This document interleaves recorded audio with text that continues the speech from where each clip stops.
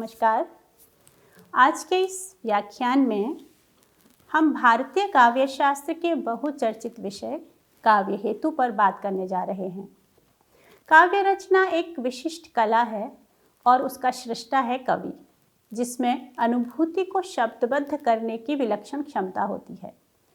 जीवन में सुख दुखात्मक अनुभूति तो सभी मनुष्यों को सहज सुलभ है और उसकी अभिव्यक्ति भाषा के माध्यम से सभी सामान्य जन कर सकते हैं, लेकिन कवि अपनी अनुभूतियों को काव्य के माध्यम से एक विशिष्ट रूप देने में सक्षम होता है। प्रश्न यह है कि कवि या साहित्यकार में यह क्षमता कहाँ से आती है? दूसरे शब्दों में, काव्य की उत्पत्ति कैसे और किन कारणों से होती है? इस प्रश्न पर भारतीय काव्य शास्त्र में विस्तार से चर्चा हुई है। काव्य रचना के मूलभूत कारण या कारणों से संबंधित इस बहुविचारित प्रश्न को काव्य शास्त्र में काव्य हेतु के नाम से जाना जाता है, या यूं कहें, कवि की काव्य सृजन की सामर्थ्य प्रदान करने वाले तत्वों को भारतीय काव्य शास्त्र में काव्य हेतु की संज्ञा दी गई है। संस्कृत आचार्यों ने काव्य के 3 प्रमुख हेतु चिन्हित किए हैं: प्रतिभा, व्युत्पत्ति और अभ्यास। पर इन हेतुओं के स्वरूप और काव्य रचना के लिए उनकी अनिवार्यता पर सब आचार्यों के विचार समान नहीं हैं। उनमें पर्याप्त मतवैभिन्न पाया जाता है। मोटे तौर पर देखें तो काव्य हेतु पर आचार्यों की अवधारणा 2 प्रकार की है। आचार्यों के एक वर्ग के अनुसार प्रतिभा ही काव्य सर्जना का हेतु है। व्युत्पत्ति और अभ्यास प्रतिभा के संस्कारक हैं, अर्थात प्रतिभा का परिष्कार करने वाले हेतु हैं। वे काव्य के हेतु नहीं हैं। इस अवधारणा को मानने वाले प्रमुख आचार्य हैं भामह, रुद्रट, आनंदवर्धन, वामन, वाग्भट, हेमचंद्र और पंडितराज जगन्नाथ। दूसरी अवधारणा के अनुसार प्रतिभा, व्युत्पत्ति और अभ्यास तीनों काव्य निर्मिति के लिए आवश्यक हैं। इस मत के समर्थक आचार्यों में दंडी तथा मम्मट प्रमुख हैं। इस प्रकार प्रतिभा को सभी आचार्यों चिंतकों ने काव्य रचना का प्रमुख हेतु, उसका कारण या उसकी प्रेरणा स्वीकार किया है। काव्य हेतु का विवेचन करते हुए लगभग सभी चिंतकों ने प्रतिभा को सर्वाधिक महत्व देकर उसे काव्य का अनिवार्य साधन माना है, और हम कह सकते हैं कि प्रतिभा सर्वसम्मत काव्य हेतु के रूप में भारतीय काव्य शास्त्र में स्वीकृत है। भामह से लेकर पंडितराज जगन्नाथ तक सभी आचार्यों ने प्रतिभा का लक्षण भी प्रस्तुत किया है। आचार्य भामह ने काव्य सृजन के लिए प्रतिभा की अनिवार्यता की घोषणा करते हुए कहा कि शास्त्र पढ़ लेना और बात है और काव्य का निर्माण करना और बात। शास्त्र पठन तो गुरु उपदेश द्वारा जड़ बुद्धि के लिए भी संभव है, पर काव्य निर्माण के लिए प्रतिभा अपेक्षित है। वे कहते हैं, काव्यम तो जायते जातु कस्यचित प्रतिभावतः। वैसे भामह ने शास्त्र और काव्य के अनवरत अभ्यास द्वारा व्युत्पन्न शक्ति को भी काव्य का सहायक हेतु स्वीकार किया, लेकिन मुख्य और अनिवार्य हेतु प्रतिभा को ही माना है। आचार्य भामह के बाद आचार्य दंडी ने अपने ग्रंथ काव्यादर्श में नैसर्गिक प्रतिभा, निर्मल शास्त्र ज्ञान तथा अमंद अभियोग यानी कि निरंतर अभ्यास तीनों को समन्वित रूप से काव्य हेतु माना है। वे कहते हैं, नैसर्गिकी च प्रतिभा श्रुतं च बहु निर्मलम अमंदश्चाभियोगस्याः कारणम काव्य संपदा। आचार्य दंडी ने भामह प्रतिपादित जो 3 हेतु थे उनको ही शब्द भेद से स्वीकार किया। उत्कृष्ट काव्य रचना के लिए तीनों हेतु आवश्यक माने, लेकिन आचार्य भामह की तरह उन्होंने प्रतिभा को अनिवार्य या एकमात्र हेतु नहीं कहा। दंडी के अनुसार प्रतिभा आवश्यक काव्य हेतु है, पर प्रतिभा के अभाव में श्रुत अर्थात शास्त्र ज्ञान तथा यत्न अर्थात अभ्यास, इनके द्वारा उपासिता वाग्देवी सरस्वती किसी किसी पर अनुग्रह कर ही देती है। कहने का अभिप्राय यह है कि यदि किसी में प्रतिभा न भी हो तो अध्ययन और निरंतर अभ्यास द्वारा सामान्य काव्य रचना संभव है। आचार्य वामन ने काव्य हेतुओं का विस्तार से विवेचन किया है। काव्य हेतुओं को उन्होंने लोक, विद्या और प्रकीर्ण इन 3 काव्यांगों के रूप में परिभाषित किया है। लोको विद्या प्रकीर्णश्च काव्यांगानि। लोक से उनका अभिप्राय है जड़ व चेतन जगत का ज्ञान व अनुभव। विद्या से उनका अभिप्राय है सभी प्रकार के शास्त्रों जैसे व्याकरण, कोश ग्रंथ, छंदशास्त्र, कलाएं, अर्थशास्त्र, इन सब का अध्ययन व ज्ञान। प्रकीर्ण के अंतर्गत उन्होंने 6 काव्य हेतुओं की चर्चा की है, जैसे अन्य काव्यों का अनुशीलन, अभियोग यानी अभ्यास, वृद्ध सेवा अर्थात विद्वानों की संगति, अवेक्षण यानी उपयुक्त अनुपयुक्त का ज्ञान, प्रतिभा और चित्त की एकाग्रता। वामन सम्मत इन सभी हेतुओं का समाहार पूर्व आचार्यों द्वारा वर्णित 3 हेतुओं में ही हो जाता है, पर उल्लेखनीय है कि प्रतिभा को प्रकीर्ण का एक भेद मानते हुए भी वामन उसे कवित्व का बीज कहकर मुख्य हेतु व्यंजित कर देते हैं। कवित्व बीजम प्रतिभानम। प्रतिभा को परिभाषित करते हुए उन्होंने कहा है कि यह प्रतिभा जन्म जन्मांतर्गत संस्कार विशेष होता है, उसके बिना काव्य निष्पन्न नहीं हो सकता, और यदि निष्पन्न हो भी जाए तो वह हास्य को प्राप्त होता है। आचार्य रुद्रट ने प्रतिभा को शक्ति कहा है और शक्ति, व्युत्पत्ति, अभ्यास तीनों को सम्मिलित रूप से काव्य हेतु माना है। शक्ति व्युत्पत्तिर्भ्यासः। शक्ति को परिभाषित करते हुए रुद्रट कहते हैं कि जिसके बल पर कवि अपने एकाग्र चित्त में प्रस्फुटित विभिन्न अभिधेयों यानी काव्य विषयों को अनुकूल शब्दों में अनायास अभिव्यक्त करता है, उसे शक्ति कहते हैं। रुद्रट ने शक्ति के 2 रूप माने हैं, सहजा और उत्पाद्या। उनके अनुसार सहजा ईश्वर प्रदत्त और पूर्व संस्कारों द्वारा संचित जन्मजात शक्ति है, जबकि उत्पाद्या अध्ययन, अभ्यास और सत्संग से अर्जित होती है। इससे प्रतिभा में निखार आता है। स्पष्टतः रुद्रट ने सहजा शक्ति को काव्य का मूल हेतु माना है और अध्ययन व अभ्यास से सहजा शक्ति का परिष्कार स्वीकार कर उसे भी मान्यता प्रदान की है। आचार्य आनंदवर्धन ने भी प्रतिभा को शक्ति कहा है और उसे काव्य का अनिवार्य हेतु स्वीकार किया है। उनके अनुसार प्रतिभावान कवि के पास वर्ण्य विषयों का अभाव नहीं रहता। वह प्राचीन विषयों को भी नवीन रूप में प्रस्तुत करने की सामर्थ्य रखता है। उन्होंने माना कि ध्वनि अर्थात प्रतीयमान अर्थ, जो कि काव्य की आत्मा है, उसका प्रतिपादन प्रतिभावान महाकवि द्वारा ही संभव है। उनके अनुसार काव्य के आस्वादनीय अर्थ तत्व को स्फुरित करने वाली महाकवियों की वाणी उनकी अलौकिक असामान्य प्रतिभा विशेष को प्रकट करती है। आनंदवर्धन ने व्युत्पत्ति को भी काव्य हेतु माना है, लेकिन उसे प्रतिभा या शक्ति के समकक्ष नहीं रखा। इस विषय में उनका स्पष्ट मत है कि कवि का अशक्तिजन्य दोष तो तुरंत और अनायास ही स्पष्ट रूप से दिख जाता है, पर कवि के अव्युत्पत्तिजन्य दोषों को उसकी शक्ति ढक लेती है। यानी व्युत्पत्ति भी वांछित हेतु है, पर वह शक्ति के अभाव को ढक नहीं सकती। कहने का अभिप्राय यह है कि शक्ति या प्रतिभा अनिवार्य हेतु है और व्युत्पत्ति गौण हेतु है। काव्य हेतुओं के संदर्भ में आचार्य राजशेखर का मत भी महत्वपूर्ण है। राजशेखर ने काव्य हेतुओं पर विस्तार से चर्चा की है। प्रतिभा और व्युत्पत्ति दोनों को काव्य रचना के लिए श्रेयस्कर माना है, लेकिन काव्य का हेतु वे केवल शक्ति को स्वीकार करते हैं। सा शक्ति केवलम काव्य हेतु। प्रतिभा और व्युत्पत्ति शक्ति को विस्तार देते हैं। राजशेखर ने प्रतिभा के 2 रूप माने। कार्यत्री प्रतिभा, जो कवि में विद्यमान होती है, जिसके द्वारा वह काव्य रचना में सक्षम होता है। उन्होंने कार्यत्री प्रतिभा 3 प्रकार की मानी। सहजा यानी पूर्व जन्म के संस्कारों से उत्पन्न जन्मजात प्रतिभा, आहार्या इस जन्म के संस्कारों से उत्पन्न, और औपदेशिकी यानी तंत्र मंत्र, देवता या गुरु आदि के उपदेश से प्राप्त।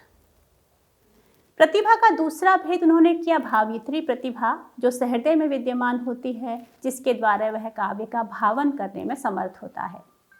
वक्रोक्तिकार कुंतक ने भी प्रतिभा को ही काव्य का मुख्य हेतु बताते हुए कहा है कि पूर्व जन्म के तथा इस जन्म के संस्कारों से परिपक्व दृढ़ बनी हुई एक अनोखी कवित्व शक्ति ही प्रतिभा है। मम्मट के पूर्ववर्ती सभी आचार्यों के काव्य हेतु संबंधी विवेचन को आत्मसात कर मम्मट ने उनको समन्वित रूप में प्रस्तुत किया। उन्होंने कहा, शक्ति निपुणता लोकशास्त्र काव्याद्यवेक्षणात् काव्यज्ञ शिक्षाभ्यासः इति हेतुस्तदुद्भवे।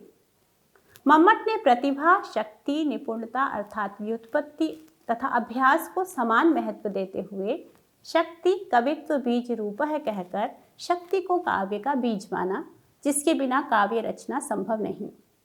मम्मट के काव्य हेतु विवेचन की सबसे महत्वपूर्ण विशेषता यह है कि उन्होंने प्रतिभा, निपुणता, अभ्यास तीनों के समन्वित रूप को ही काव्य हेतु माना।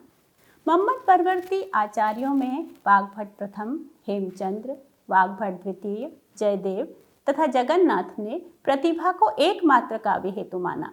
व्युत्पत्ति और अभ्यास को काव्य का हेतु न मानकर प्रतिभा का संस्कारक या पोषक ही स्वीकार किया।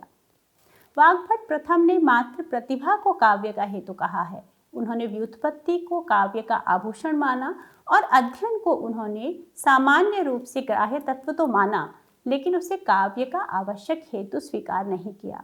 उनके कथनानुसार बार बार का अभ्यास शीघ्र काव्य रचना की शक्ति का उत्पादक है, अर्थात अभ्यास से कवि की प्रतिभा में निखार आता है। हेमचंद्र तथा वाग्भट द्वितीय ने केवल प्रतिभा को काव्य हेतु माना और व्युत्पत्ति और अभ्यास को प्रतिभा का हेतु, अर्थात काव्य तो प्रतिभा के कारण ही सृजित होता है, व्युत्पत्ति और अभ्यास उसके हेतु नहीं है। ये दोनों प्रतिभा का संस्कार तथा परिष्कार करते हैं। हेमचंद्र की दृष्टि में प्रतिभा के बिना व्युत्पत्ति और अभ्यास भी व्यर्थ हो जाते हैं।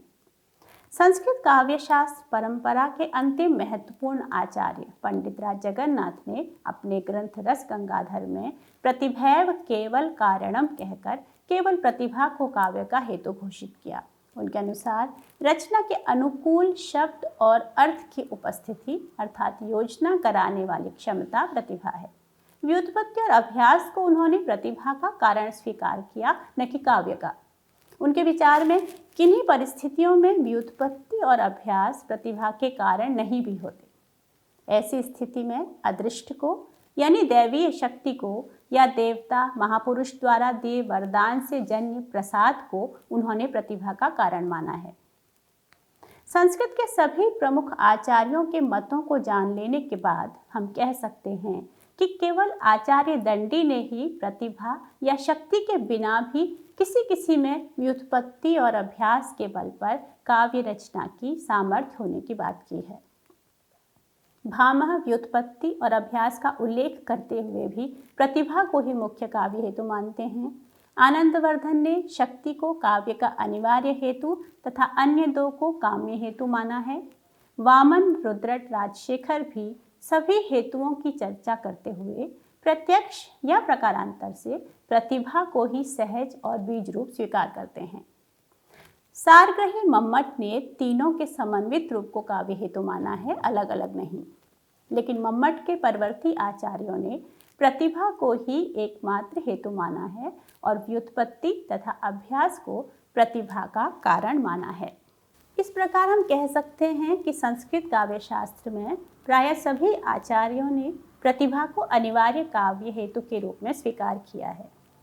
प्रतिभा को उन्होंने नवोन्मेषशालिनी प्रज्ञा के रूप में, कभी काव्य रचना को संभव बनाने वाली शक्ति के रूप में, किसी ने शिव के तीसरे नेत्र की भांति त्रिलोक के भावों का साक्षात कराने वाली शक्ति के रूप में परिभाषित किया है। प्रतिभा को अपूर्व वस्तु निर्माण क्षमा तथा कवित्व बीज रूप आदि विशेषणों से भूषित किया गया है। काव्य हेतु के रूप में प्रतिभा की अनिवार्यता सिद्ध हो जाने के बाद हम अन्य दो काव्य हेतुओं पर भी कुछ चर्चा कर सकते हैं। प्रतिभा को काव्य की अनिवार्य अपरिहार्य प्रेरणा स्वीकार करते हुए भी संस्कृत आचार्यों ने व्युत्पत्ति तथा अभ्यास के महत्व को भी रेखांकित अवश्य किया है। व्युत्पत्ति का अर्थ है बहुज्ञता, लोक के निरीक्षण और शास्त्र के अध्ययन से अर्जित ज्ञान। मम्मट ने इसे निपुणता कहा है। वस्तुतः लोक में यानी संसार में, हमारे समाज में, परिवेश में, प्रकृति में जो कुछ भी है उसका विशेष ज्ञान ही व्युत्पत्ति है। लोक व्यवहार का निरीक्षण, प्रकृति का अवलोकन, विविध कलाओं विद्याओं से जुड़े शास्त्रों का अध्ययन मनन चिंतन, पूर्व रचित काव्यों का पठन पाठन सभी इस हेतु में समाहित हैं। व्युत्पत्ति से कवि का अनुभव संसार विस्तृत होता है। उसकी रचना दोष रहित, उत्कृष्ट और सहृदय के लिए आह्लादक हो जाती है। इसी कारण अनेक आचार्यों ने व्युत्पत्ति को प्रतिभा का परिष्कारक माना है और मम्मट तथा दंडी ने काव्य का ही एक हेतु स्वीकार किया है। जहाँ तक तीसरे काव्य हेतु यानी अभ्यास का प्रश्न है, हम कह सकते हैं कि काव्य रचना का निरंतर प्रयास ही अभ्यास है। पुनः पुनः काव्य रचना की ओर प्रवृत्त होना, काव्यज्ञों से शिक्षा प्राप्त कर श्रेष्ठ कवियों की रचनाओं का मनन कर अपनी रचना को परिष्कृत करना भी अभ्यास है। दंडी ने अभ्यास द्वारा वाणी को सिद्ध करने की बात कह इसके महत्व पर प्रकाश डाला है और मम्मट ने भी प्रतिभा व्युत्पत्ति के साथ समन्वित कर इसे काव्य हेतु ही कहा है। अधिकांश आचार्य अभ्यास को काव्य का हेतु तो नहीं मानते, लेकिन उसे प्रतिभा का संस्कारक मानकर महत्व अवश्य देते हैं, क्योंकि अभ्यास से काव्य में गुणों की वृद्धि और दोषों का परिहार होता है। संस्कृत आचार्यों के बाद हिंदी के रीतिकालीन आचार्यों ने भी काव्य हेतुओं पर चर्चा की है, लेकिन उनमें मौलिकता का अभाव है। उनका काव्य हेतु संबंधी विवेचन संस्कृत के आचार्यों के अनुकरण पर आधारित है।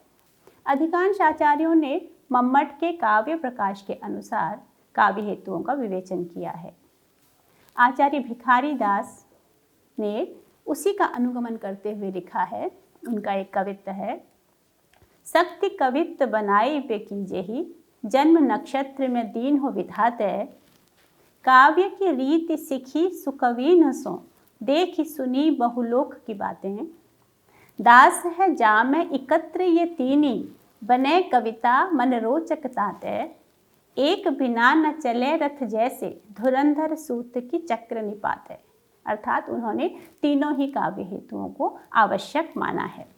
आधुनिक हिंदी विचारकों में महावीर प्रसाद द्विवेदी, आचार्य रामचंद्र शुक्ल, निराला, पंत, महादेवी तथा डॉक्टर नगेंद्र ने काव्य की प्रेरणा पर विचार करते हुए मुख्यतः प्रतिभा तथा व्युत्पत्ति को अधिक महत्व दिया है। आचार्य महावीर प्रसाद द्विवेदी के अनुसार कलाकार का मन एक भंडार है जिसमें अनेक प्रकार की अनुभूतियाँ, शब्द, विचार, चित्र इकट्ठे होते रहते हैं। उस क्षण की प्रतीक्षा में जबकि कवि प्रतिभा के ताप से एक नया रसायन, एक चमत्कारिक योग उत्पन्न नहीं हो जाएगा। इस प्रकार उनके अनुसार काव्य सृजन के लिए कवि की प्रतिभा सबसे ज़रूरी है। प्रतिभा के साथ साथ निपुणता या व्यावहारिक ज्ञान को भी वे अच्छे कवि के लिए आवश्यक मानते हैं। उनके अनुसार जिस कवि को मनोविकारों और प्राकृतिक बातों का यथेष्ट ज्ञान नहीं होता, वह कदापि अच्छा कवि नहीं हो सकता। आचार्य रामचंद्र शुक्ल ने भी यद्यपि काव्य हेतुओं में प्रतिभा को ही प्रमुख और अनिवार्य हेतु माना है, पर कला निपुणता और सहृदयता के महत्व को रेखांकित करना वे नहीं भूलते। छायावादी कवियत्री महादेवी वर्मा प्रतिभा और व्युत्पत्ति को ही महत्वपूर्ण मानती हैं, अभ्यास को नहीं।